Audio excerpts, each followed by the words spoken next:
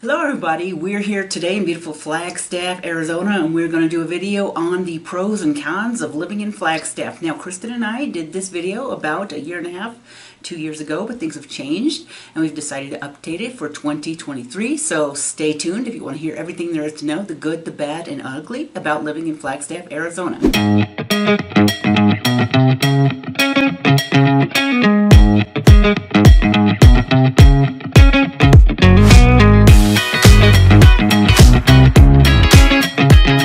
So the channel is Living in Northern Arizona, where I will teach you everything there is to know about living in the northern half of the state of the Arizona, what it's like to live here, work here, retire here. I'm here today with my lending partner, Kristen Smith, with Academy Mortgage. Kristen is my best lending partner.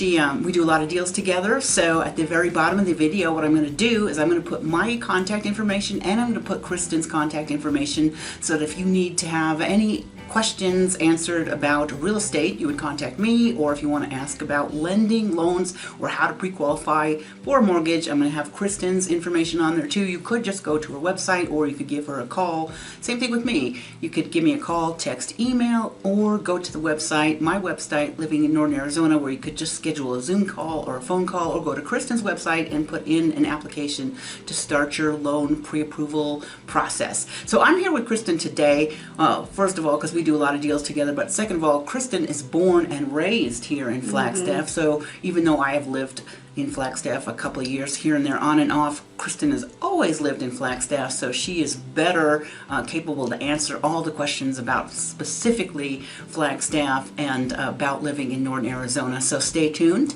and we're going to teach you all the pros and cons of living in Flagstaff. Okay, so the first thing that Kristen and I were talking about that's really nice about Flagstaff is there are 4 seasons. What do you think about that, Kristen? It's one of the things I love most about living here, and which makes me want to stay here. It's nice that every single season you get to look forward to the next one. So we just got out of fall, we're right into winter right now, and we're hoping for snow, but once we start having the snow, I get sick of the snow and I look forward to that spring warm weather that moves on, to the other seasons. So it's nice to be able to enjoy all the activities of the 4 seasons as well, for the outdoor sports, indoor sports, hiking, biking, skiing, all of those things. It's wonderful. We did have an early snow this year, didn't we? We had something in October, but of course it didn't stick around, but that was kind of fun too. Yeah, the weather here in the winter is, some years we get a lot of snow, other years not so much. So it's always kind of got to see what it's going to do. Another fun thing about Flagstaff, which is also something that happens in Sedona, is it's an international dark skies community. Yeah, so if you're wanting to live in one of those places that's not like the big city where at night when you go to bed or where you're just hanging out at home in your backyard, you can count on seeing hundreds, thousands of stars. You're not going to have the bright lights everywhere, and it's absolutely beautiful. We still have clear blue starry nights. And there's a lot of sunshiny days, right? Sunshiny, I know I sound like the song. Yes. That was one of my favorite childhood songs. I can see clearly now. How many days of sunshine? About 300. Okay. Yeah. And so, it's pretty common to wake up, even if there's going to be a storm of any sort, by the afternoon, you're probably going to have the clear blue skies. Or if you have a big snowy day, next morning, you're going to have that beautiful like blue sky, white snow everywhere. So it's not like other places where it's always kind of gray and doomy in the winter. You pretty much always have that sunshine. Another thing I always liked is that we're surrounded by national forest. Oh, it's one of my other favorite parts about living here. I feel like I have so many favorite parts about living in Flagstaff, but truly it is. The national forest is amazing with the ponderosa trees. You can have them in your backyard. If it's not in your backyard, it's going to be literally just a couple miles away. And you have public access to that forest in Flagstaff, Arizona. So, it's not like you have to worry about it all being private property. So you can literally just be out into the woods and go on hiking trails, four-wheeling, like I said before, skiing. It's literally in your backyard. Oh, which means there's lots of outdoor adventures that you could do, right? Tons of outdoor adventures. So whatever it is that you like to do in the outdoors, we have it. Whether that's fishing, hiking, biking, skiing. We have ice caves here. We have an urban trail system that goes through the town, about 50 miles worth, and they're creating another, I think it's 47-mile loop that is going to be going in to also be able to help you with being able to go on paved and unpaved areas of Flagstaff safely. And I guess if you're into boating too, you could go out to Lake Mary and launch your boat or go on I want to say jet ski, but they're Yeah. the little personal flotation things. And I've even seen people water ski out at Lake Mary. I Oh, never definitely. have, but I used to put a boat way years ago just to go fishing and, you know, putting around the lake. So that's kind of fun Yeah, thing we to were do, just too. there this last summer doing that. And they also have a really great beach area to bring the kids or the family and barbecue. And that's just super close to Flagstaff right there down on Lake Mary. All right, so what can you tell us about the ski resort? Are you much of a skier? I haven't been skiing since I went to NAU in the 90s, so it's been a while. I haven't been up there. I'm with you there. I grew up skiing, of course, but I have not been myself in a few years. My husband and daughter keep trying to get me up there, but my husband does ski and my daughter does, and it's an amazing ski resort that we have. It just takes about 20 minutes to get up the hill up there. Multiple different ski slopes. This year we did get a gondola. It's really a wonderful That sounds ski fun. resort, yes. And there's the Nordic Center too, right? Yeah. Same thing. I haven't been out there since the 90s, but I remember going cross-country skiing there. Yeah, so I think you could look it up online, the Nordic Center, but there's multiple trails there for cross-country skiing, and it's absolutely beautiful. So a couple other things we were talking about earlier before we put on the camera is like we're so close to stuff like Grand Canyon and Lake Powell. Yes. So yeah, so if you, that's the other thing about Flagstaff, not only being amazing here, but we're about 90 miles away from the Grand Canyon. So you have that, you can go check out the beautiful area there. And then we also have Lake Powell, that's just a day trip away. And that's one of the biggest lakes in, I'm not even sure, it's... Well, there used to be 180 miles of shoreline, Yes. but you know, it's shrunk so much because of the water level. I'm not sure where they are now, but it's always been my favorite It's still lake. substantial, and it's absolutely, I mean, just beautiful tall rocks and wonderful fishing, skiing, beaches everywhere. So lots of boating, lots of houseboats there. When so back, my father passed away about 20 years ago, but he worked for a company that had a corporate houseboat on Lake Powell. Oh my gosh, and we how used to fun. go every year, and we got so spoiled being Yes. on a houseboat because it's like having a little mini hotel room right out in the lake. And then we had the sea-doos that Yes. had a crane and lowered it down to the water, and it was so yeah. much fun. So I really missed that. I did go camping in the boat in Lake Powell when my kids were little, and you probably remember this. It was tent camping, and we were just on a little beach out. Oh, yeah. That's what's favorite things to do, you know, go find a private Yeah. beach and pitch a tent and put your boat on the shore. And the wind came up because a lot of Oh, times yeah. in the summer, about 2 o'clock in the afternoon, the wind will come up and it blew the campsite down. Oh, the tent and probably we went got the tent went flying, the shade cover, all the little those poles that hold up the shade, Oh, yeah. they all got bent around, and then we got sand in the video cameras, so the video camera were ruined, and then the kids were like, you know, 3 and 5, and they're crying. Yeah, But- you're literally like eating sandwiches for lunch when that happens there. And that time, we just threw all the stuff in the boat when it cleared and Got went out home, there. because that was the last day. But I mean, that's not typical of what your Lake Powell trip is going to be. It's usually super Yeah. fun and, you know, Beautiful. lake. It's a good place to ski, too, because if you're from Phoenix and you ski in those lakes down there, Canyon and Saguaro, like, you're risking your life because there's too many boats on the water. And at Lake Powell, it's such a big lake that you have some privacy on the lake. You're not going to be so worried about being hit by another boat, even though that's not impossible. So that's like my favorite lake Yeah, in the world. my daughter literally goes there every weekend of the summer. So it's so nice to be able to just get off work on a Friday, head there about 2 hours away, and then you get to spend the weekend and come home on Sunday or Monday. So it's a really nice spot to go. We also have Sedona, that's just south about 24 miles. Go down the beautiful switchbacks into Sedona through Oak Creek Canyon. We're close to Vegas, about 3 or 4 hours away.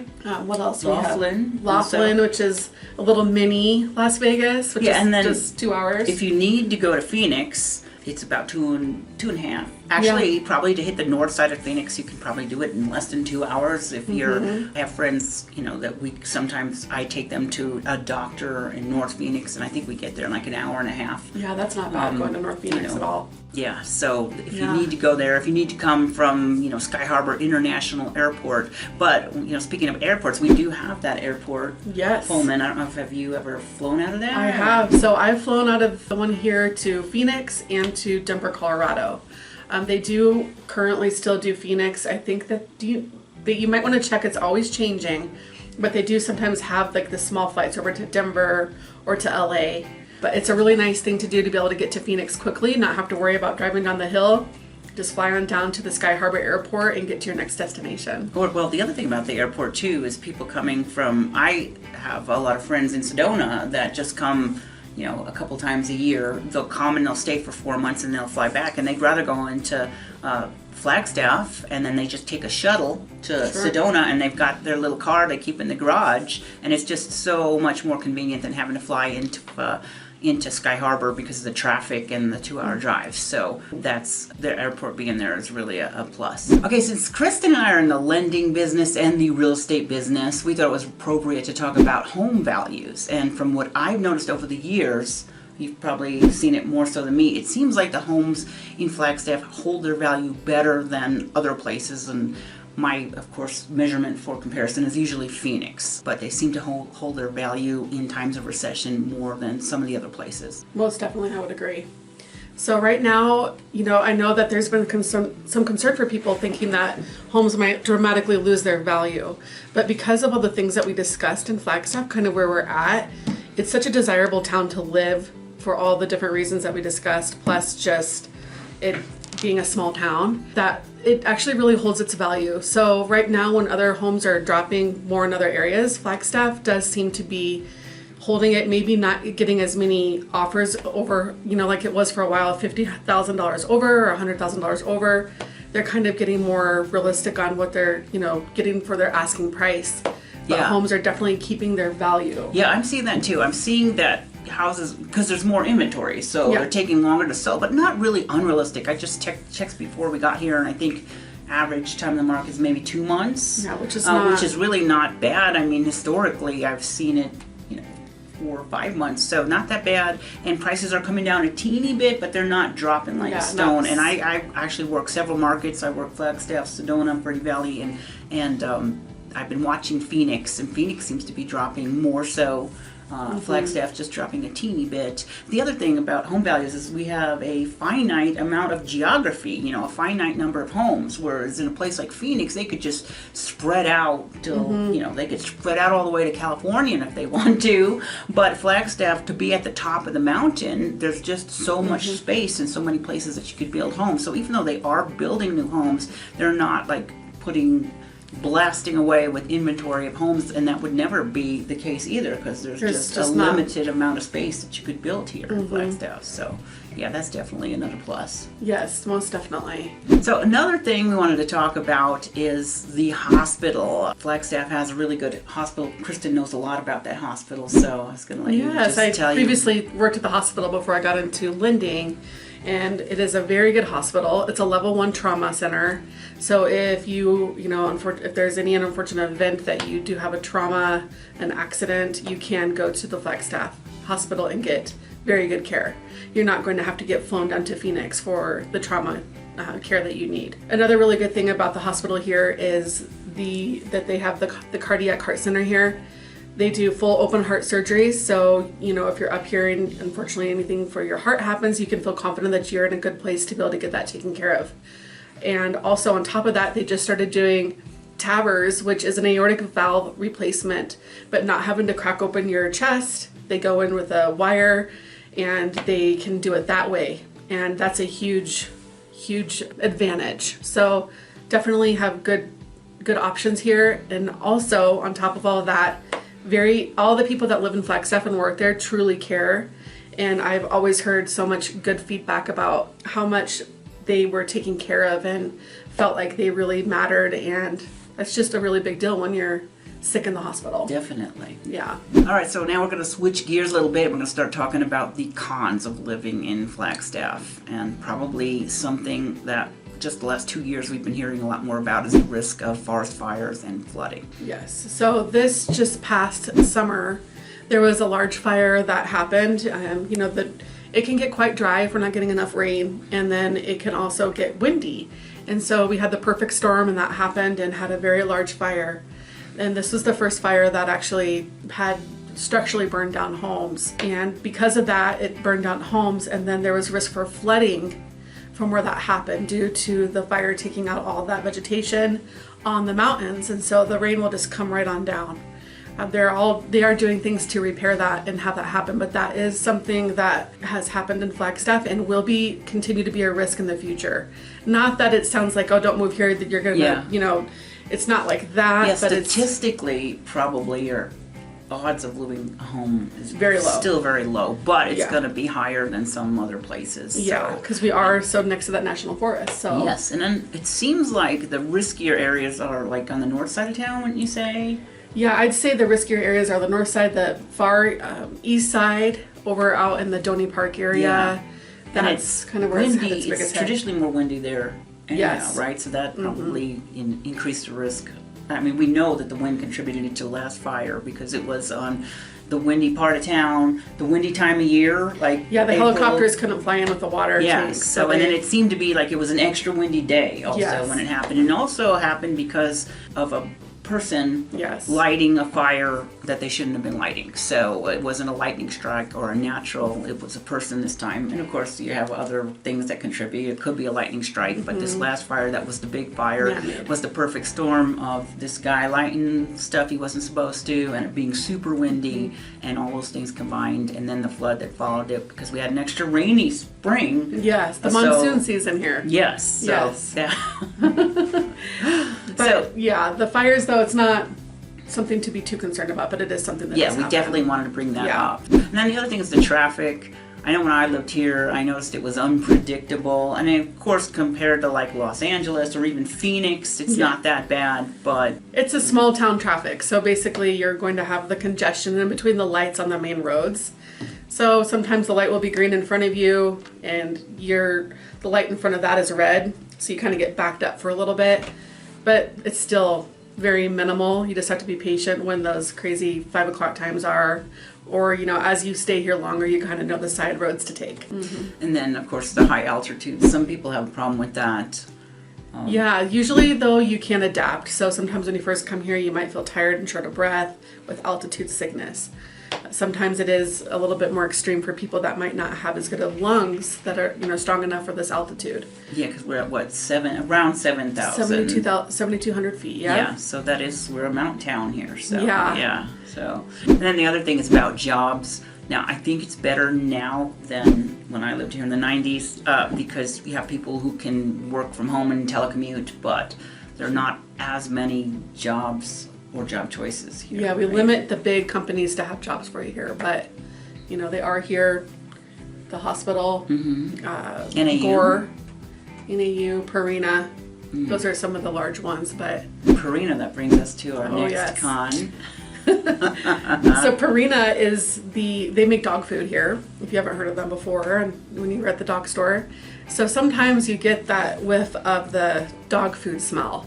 And it's not definitely always bad. It's not every single day because you still get that crisp air smell here. But some days when it's out there and the wind's blowing right, you will smell the dog food being made.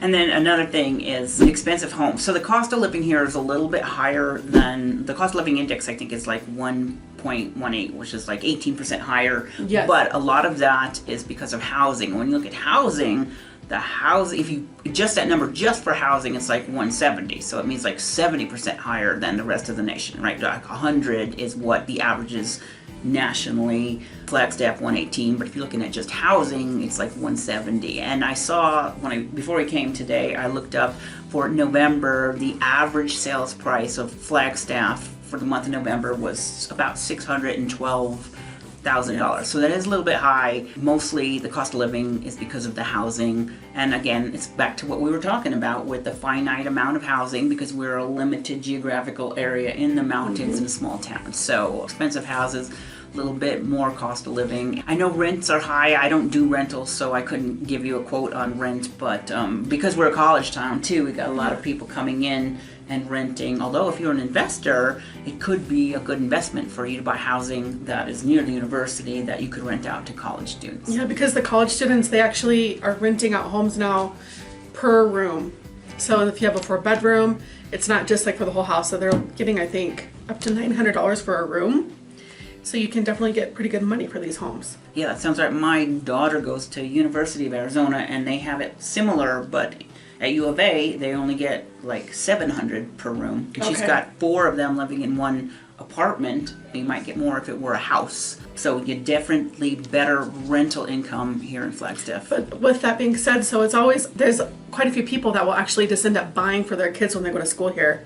It ends up being better for them to keep the home while they're here, have their friends live with them and get their rent from them. And then you gain that equity while you're here and keep it as an investment afterwards, or sell it and have gained all that equity. Yeah, I've heard of that too. Yeah. A lot of agents go after in May, they start Yeah. soliciting to the homes that they know are rentals near Flagstaff, because if your kid is graduating, that might be a good time to sell. So, or you might want to keep it because it's a good investment. Yes. So. Just a couple more cons. One is that it gets cold in the wintertime, right? It's quite cold today. Yeah, it's Yes. like going to be 38, or I think it's 38 right now when I left the house. So, yeah. Yeah. But even so, well, today could be 38, tomorrow it could be 50, even though it's winter. So we just never really know. It's not always that, dreadful cold weather, but it definitely can get the cold, windy days of winter. Yes, when it's windy too, you really notice it. And then it does snow, so... I'd almost rather it snow and be cold here, because then you don't have the clear blue sky and the wind that makes it super cold.